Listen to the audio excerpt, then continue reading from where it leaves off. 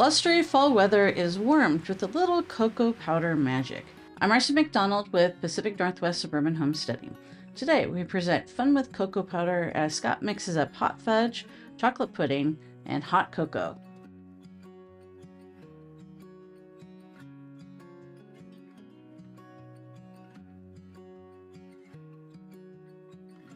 All right, so today in our fun with cocoa powder excursion, we're going to be making homemade hot fudge sauce.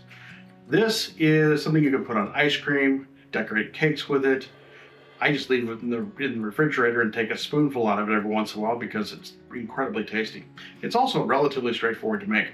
The milk and cream you can actually substitute evaporated milk for, or you can use half and half. Whatever works for you is what you got. Today I'm doing milk and cream, so I'm actually going to start talking about that one first. So this is 6 ounces of milk, and I'm going to add 2 ounces of cream to this to basically make it half and half. There we go. Then I have 8 tablespoons or a half cup of Dutch processed cocoa powder. I've got a 1/4 teaspoon of salt. I've got 3/4 of a cup of granulated sugar. I've got 1 teaspoon of vanilla, or excuse me, 1 tablespoon of vanilla, and I've got 2/3 of a cup of 72%, which we like the darker chocolate morsels, and a 1/4 cup of butter. I've cut it up a little bit to make sure it melts a little bit more quickly when I put it all in the pot on the stove. So that's actually what our next step is going to be: is move all the stuff over to the stove and put it in a particular order and get it cooking. All right, step 1 in making hot fudge sauce. We're going to take some butter and put it in this pan and melt it with our chocolate chip morsels.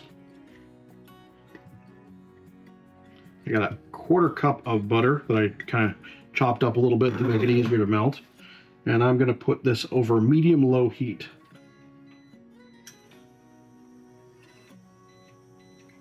I actually have this pretty much at room temperature, so it should melt a little bit more quickly than normal. And to that, we're going to add our 2/3 cup of 72% cacao chocolate chips. What we want to do is just very, very slowly and gently melt all this together to form the base of our chocolate fudge sauce. You can vary the chocolatiness of this by changing the type of chocolate chip morsels you use and how much cocoa powder you use. I'll talk about that in a second when I add the cocoa powder.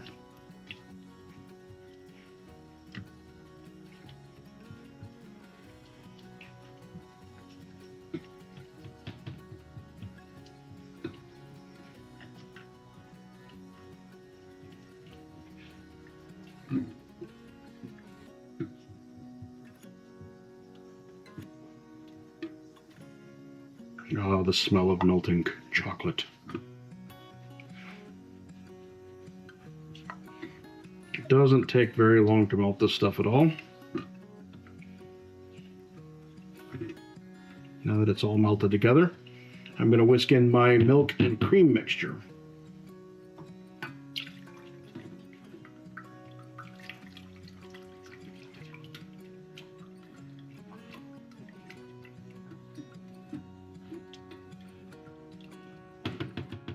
Now that I've got that in, I'm going to switch out to a whisk.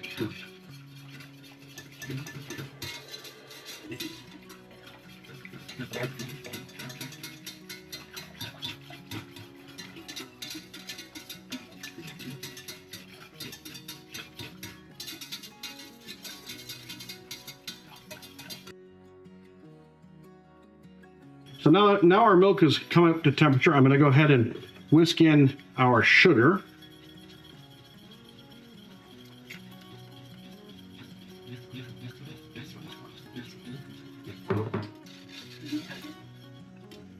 Get that incorporated in. And then I'm going to whisk in some cocoa powder. Now this is where you can really affect how chocolatey you want this to be. You can go with as little as a 1/4 cup of cocoa powder or as much as a half cup. My wife and I are mild chocoholics, so we're going to go with the half cup.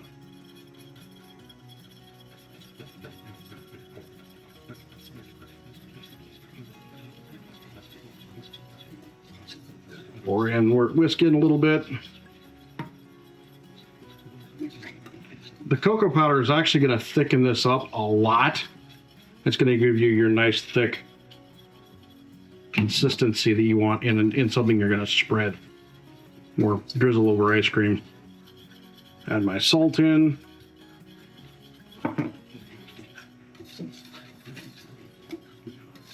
Work this whole thing a little bit to get it smoothed out.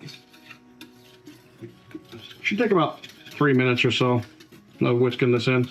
Starting to look about right. I'm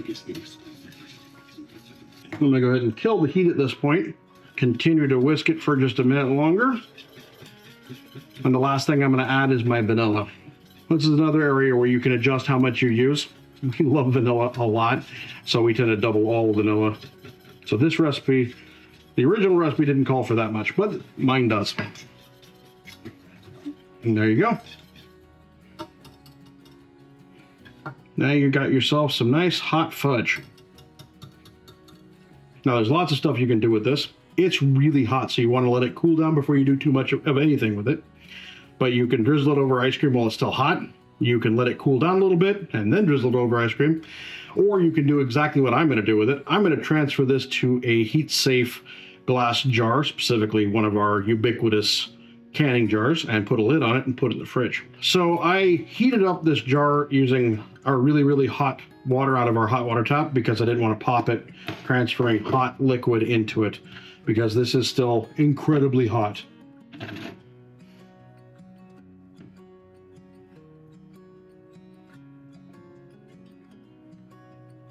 The recipe makes just a shade over a pint.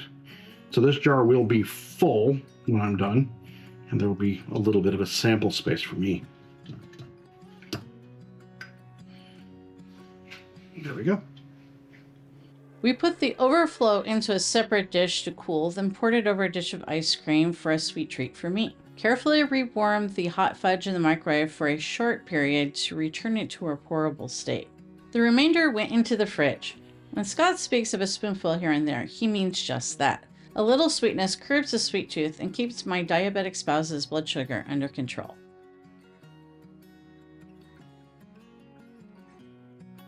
Continuing with our fun with cocoa powder excursion, we're going to make homemade pudding, specifically homemade chocolate pudding because cocoa powder. This is actually a really incredibly simple recipe, and if you do this, you probably never buy the box pudding mix again. I use evaporated milk for this because it gives it a nice creamy texture and it tastes really good. There is 6 tablespoons of sugar, got a 1/4 cup of cornstarch, a 1/4 cup of Dutch processed cocoa powder, 1/8 of a teaspoon of salt, a tablespoon of butter, and a tablespoon of vanilla. All this goes together in a pot on the stove and makes a wonderful chocolate pudding. Let's take it over there and get this started. Homemade chocolate pudding on the stove. Talked about the ingredients already. The key to this is our evaporated milk. One of the things on the top of all of these cans, it says shake well. They are not kidding. Shake this well before you open it up and put it in the pan. All right, I've given that a really good shake. I got one of these wonderful little old-fashioned church keys to open these up. You can use a can opener if you want. I have this, so I'll use it. For those of you who've never used one of these before, the trick of this is to make a big hole and a little hole to let the air out.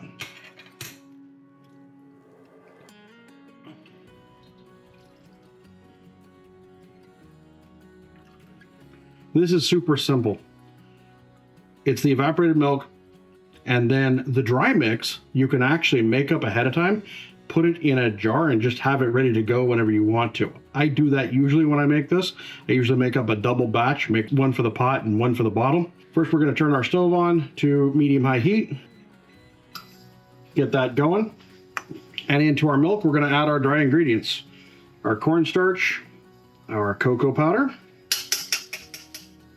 our sugar, our salt, and a 1/2 cup of water. And then we're just going to whisk this all together and let it heat up.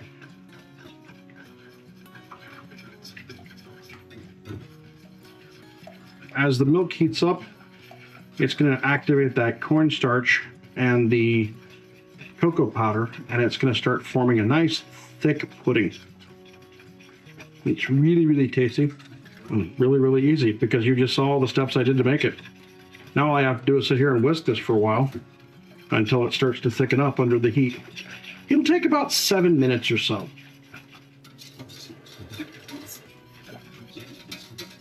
As you're whisking, you want to make sure you get all the little bits off the side, because that's all flavor and you want it in your mouth, not on the pan. There will come a point in this process where you'll go from whisking a nice fluid, a liquid, to all of a sudden you're whisking pudding. That's you know you're getting close when you hit that point. And it's kind of, it'll happen kind of suddenly. It's really interesting to watch. Right now it's very, very liquidy, but I can tell I'm almost there. I don't think I have the temperature quite up high enough. That's why it's taking just a little bit longer. Oh, there it goes. There the transition starts. All of a sudden it got a little bit harder to whisk because it's starting to thicken up very, very nicely.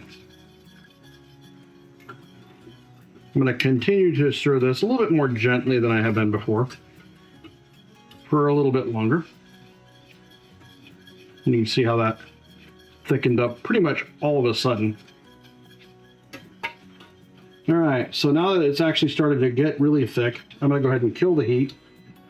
And I'm going to go ahead and whisk in my butter. If I can get the butter out of the container, I'm going to whisk in my butter.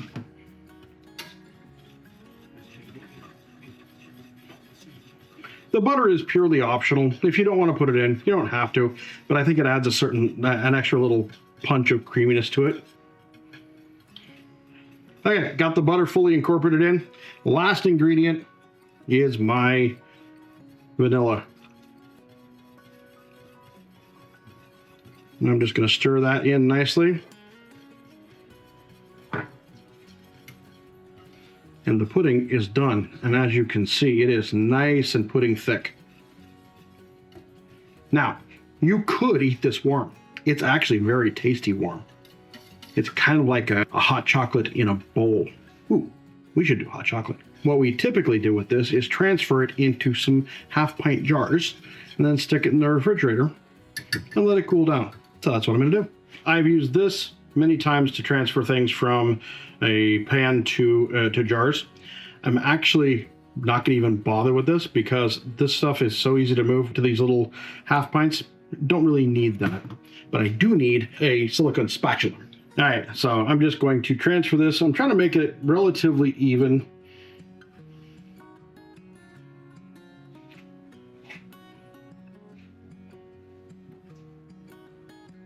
Get about 3/4 of a container each.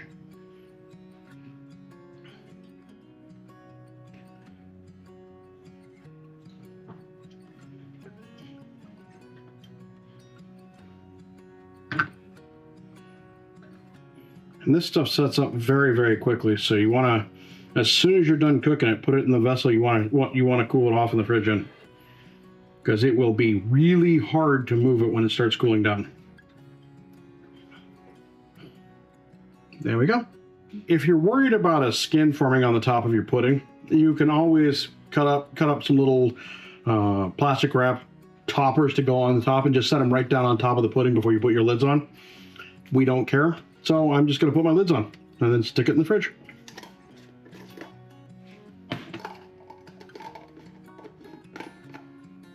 And there you go. Dessert.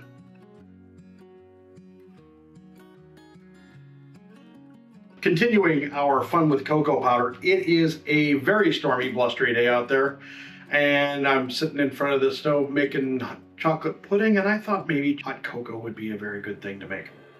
So this is a very, very easy one. It makes an instant hot cocoa as opposed to a stove-cooked one. We'll probably do an entire episode just on ways of making hot cocoa some point in the near future. This is just a simple, quick, and easy version you can make just with some powdered ingredients. So I'm making effectively 4 servings of this all in one. You can do them single serve. as you go. What I have here is 1/2 cup of powdered milk. I have 1/3 cup of cocoa powder, and I have 1/4 cup of sugar and a quarter teaspoon of salt. All I'm going to do is put this into a jar, give it a good mix up, and then when I want to make a cup of cocoa, which I'll make, I'm going to boil some water, add about 4 tablespoons of my mix to the bottom of a mug, and then pour hot water into it. So let's make it. I got my powdered milk. It doesn't really matter what order you're putting this in because you're just going to mix it up. You could do this in a bowl and then transfer it to your jar if you want to, but in my opinion, that just dirties up another bowl to wash later. And this works just as easily. All right, so I got all my ingredients in there. I'm just going to put a lid on this, screw it on nice and tight, and then just mix it up, but good.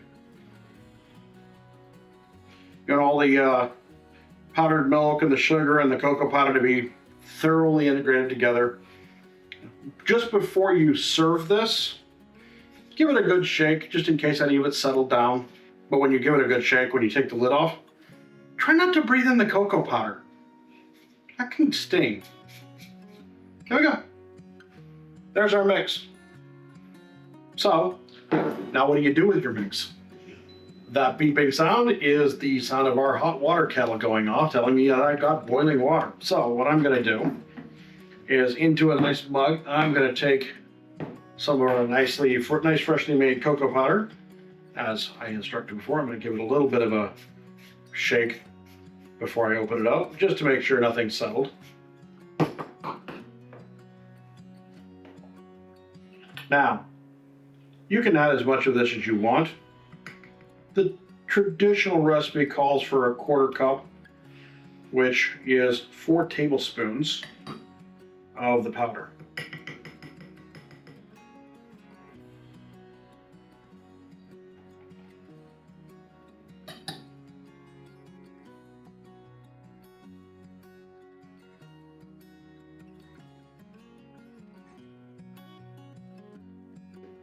Yeah, except I made a mess. You wouldn't be husband in the kitchen without a mess on the counter. Okay. I got my powder in there. Now I'm going to put 1 cup of boiling water. I wouldn't normally measure this out. I would just pour it in, but I'm being scientific today. Or vaguely. And my traditional stirring mechanism on the channel is knife, so I'm just going to give this a good stir.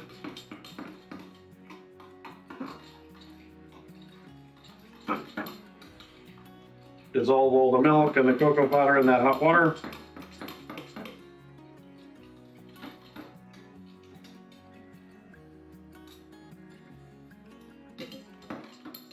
For those of the Gen Xers that remember the old Swiss Miss and Nestle Quick and all those other hot cocoa mixes, this is better.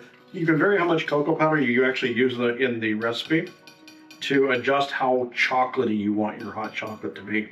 I like mine chocolatey, so I put in a little bit more than is strictly necessary because I like chocolate. Oh yeah, yeah. I'd call that dark chocolate hot cocoa. Yep. Happy winter drinking. And there you have it. 3 ways to use cocoa powder to make sweet treats. Feel free to experiment with sugar levels or substitutes to make this your own. Enjoy them during these cool fall days, even a little ice cream now and then. Thanks for watching. Please like and subscribe. Until next time, be curious, keep an open mind, and never stop learning.